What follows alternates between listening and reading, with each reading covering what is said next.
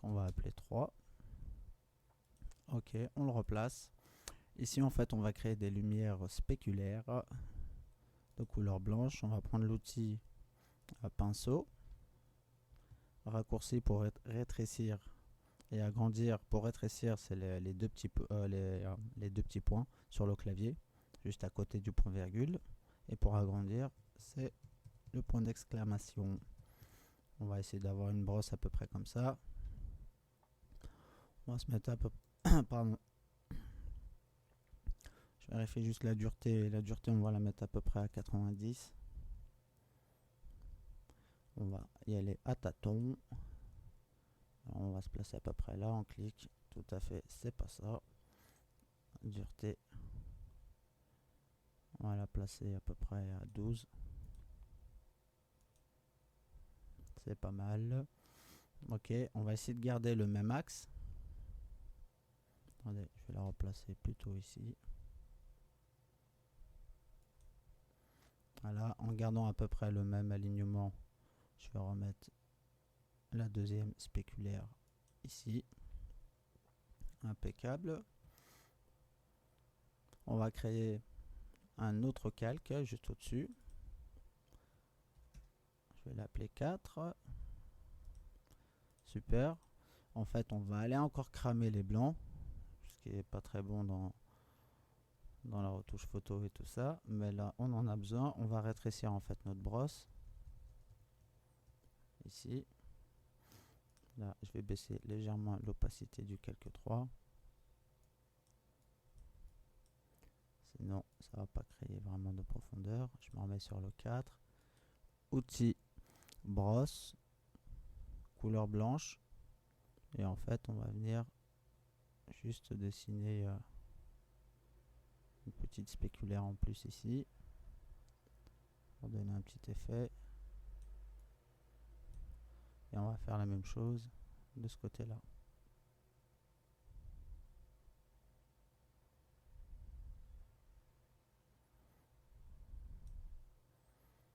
C'est pas très mauvais. Je vais venir juste gommer un peu celle du haut. Impeccable. Je vais aller encore récupérer la sélection. Avant ça, je crée un nouveau calque au-dessus du 4e. Je l'appelle 5. Je vais aller récupérer ma sélection. Donc, sélection, récupérer la sélection. On déroule, alpha. Je fais OK. Même procédé, édition, contour. Là, par contre, je vais mettre un contour à peu près à 23 pixels. Et là, je vais mettre une couleur blanche aussi. Je fais OK. Donc là, vous allez me dire, ça fait pourri. Pardon. On va prendre l'outil. Bon, voilà, on peut désélectionner, CTRL D, ou alors sélection, désélectionner ici. On va prendre l'outil gomme. Je vais dégager tout ce qui est en haut. J'en ai pas besoin. Voilà, en fait, je vais essayer de garder juste une petite lumière ici. Donc jusque là, j'en ai pas besoin. Par contre, je vais zoomer un peu.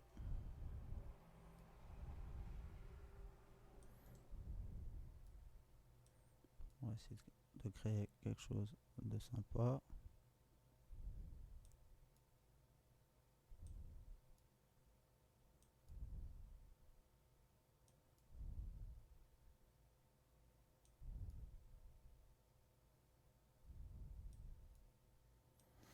Voilà, on va aller quand même baisser l'opacité.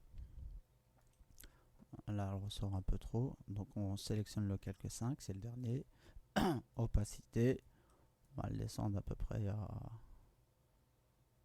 On va le mettre... Bon, allez, on tape en plein milieu. 50%. Ok, jusque là, on a une forme qui ressemble pas vraiment à une bulle, mais intégrée dans des compositions, ça peut être super sympa. Vous inquiétez pas, c'est pas fini. Voilà, en fait, maintenant, on va convertir tout ça en brush. Voilà, ça va être un pinceau qu'on pourra réutiliser après Je pense que les personnes qui bossent sur Photoshop savent très bien ce que c'est qu'une brosse. En fait, c'est une forme. Je peux vous montrer ici, par exemple. Quand vous prenez l'outil brosse, vous mettez sur la composition, vous faites un clic droit. En fait, ici, c'est toutes les formes qui sont là. Donc, il y en a pas mal. On peut en récupérer sur le web, on peut en créer soi-même. Donc, c'est assez sympa. Et en fait, le but de la manip aujourd'hui, avec la bulle, c'est qu'on va essayer de recréer la même chose. C'est avoir une forme prédéfinie qu'on peut utiliser après comme on veut.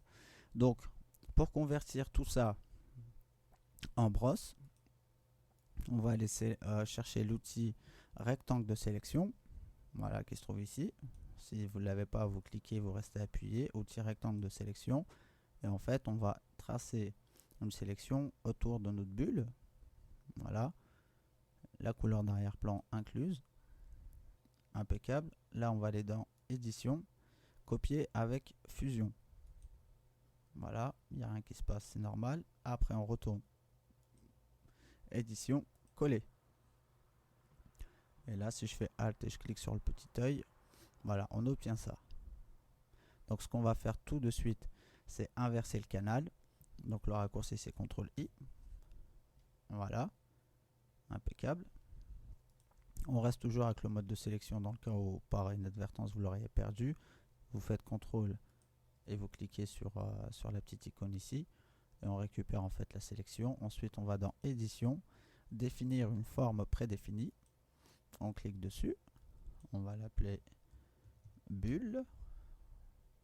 On fait OK. Pardon, on peut désélectionner. CTRL D. Ça, on peut virer ça. On garde notre fond. On va changer de couleur.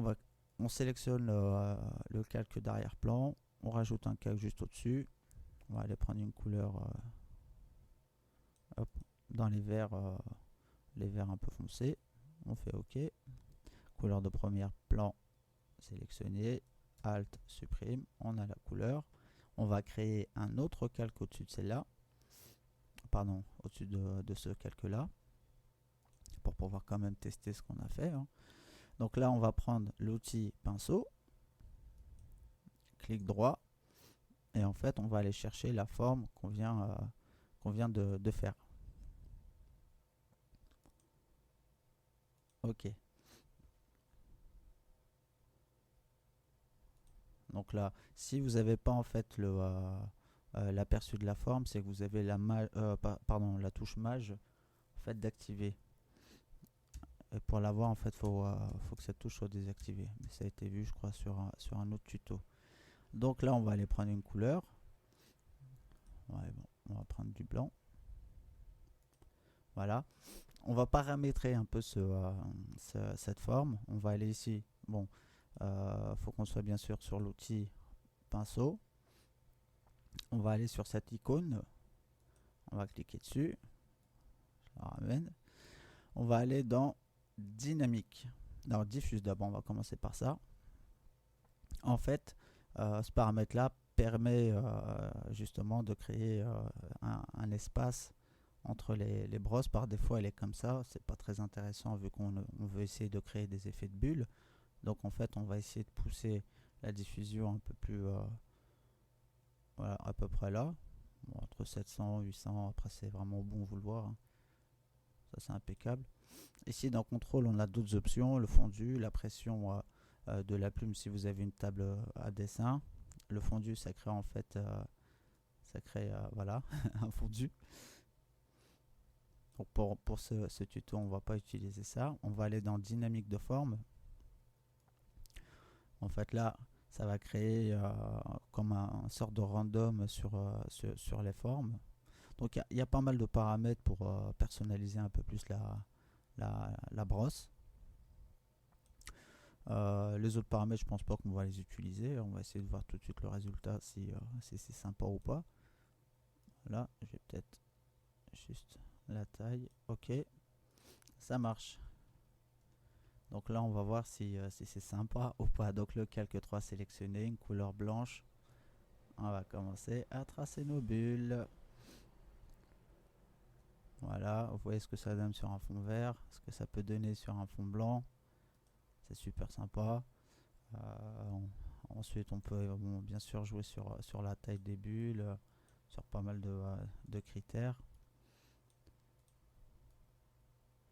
Faire des petites traînées de bulles. Après, bon, c'est à vous de voir ce que vous voulez en faire. Mais le rendu, il est quand même assez intéressant. Pour des compositions, dans ce cas-là, ce qu'on fait,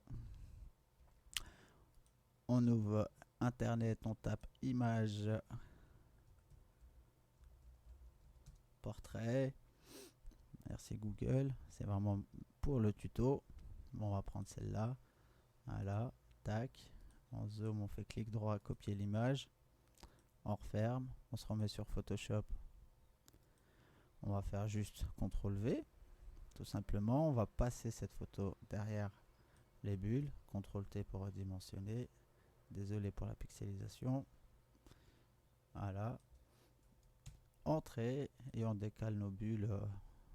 On peut carrément les refaire. Voilà, on peut éventuellement créer une petite compo sympa. Juste assombrir un peu la photo. L'outil courbe. Ok.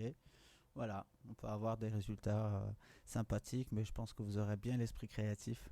Voilà, j'espère que ce tuto vous servira dans vos futures compositions. Et je vous dis à bientôt. Merci.